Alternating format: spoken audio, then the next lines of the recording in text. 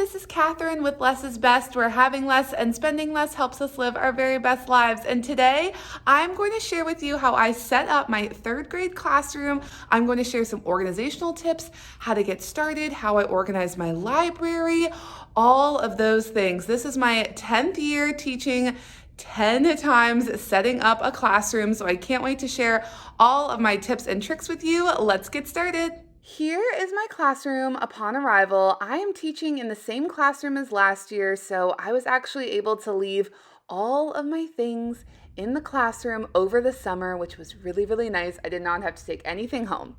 First, whenever I get to school at the end of summer, I find myself staring, just looking around, taking a sip of coffee, figuring out where to start.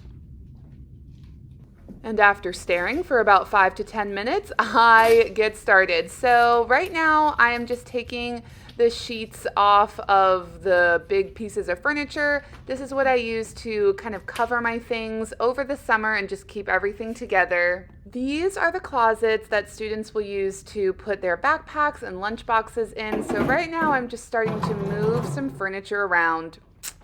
Yup.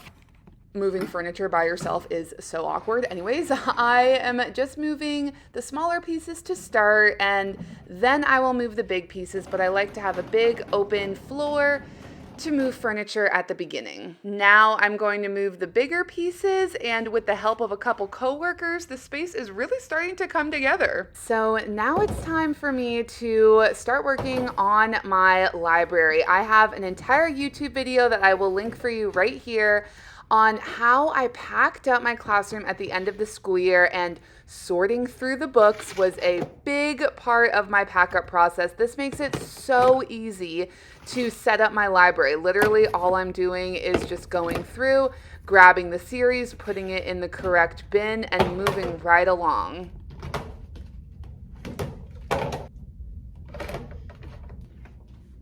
Taking the time at the end of the school year last year to organize all of my books is making it so much easier to set up my classroom library at the beginning of this school year.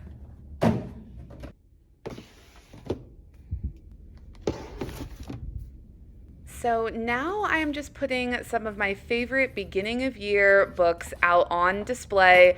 You have to let me know in the comments, what are some of your favorite beginning of year books?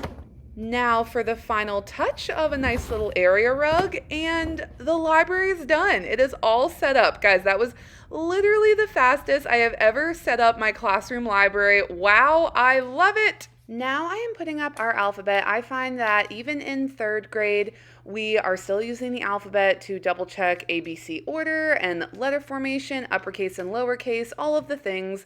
So I do find having an alphabet in the classroom very helpful.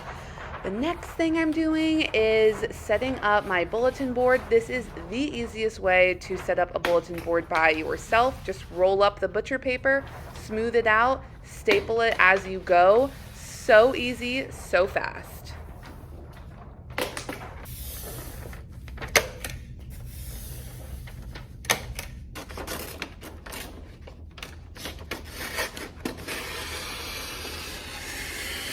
Wow, was that satisfying for anyone else or just me?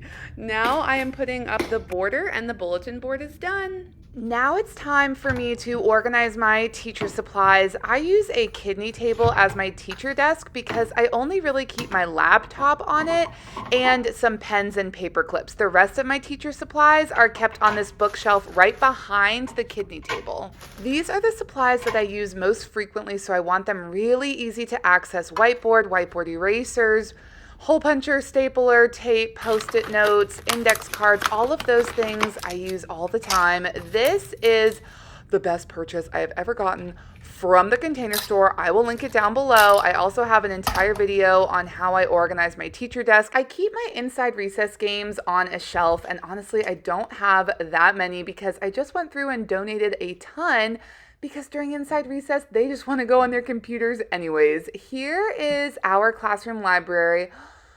Oh, I love it so much. I love the labels. I love how it's so easy for children to put books back in the right spot. This keeps our library so organized. I just love it. So functional and so cozy.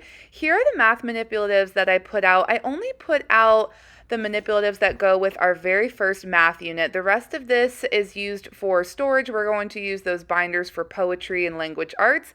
This over-the-door shoe hanger works great for storing headphones. If you are a teacher, you know the struggle of finding space for all of those Clorox wipes and all of those tissues, so I just wanted to share with you how I stored mine. That blue border that you see on the back wall is our number line. It goes from -20 to 120.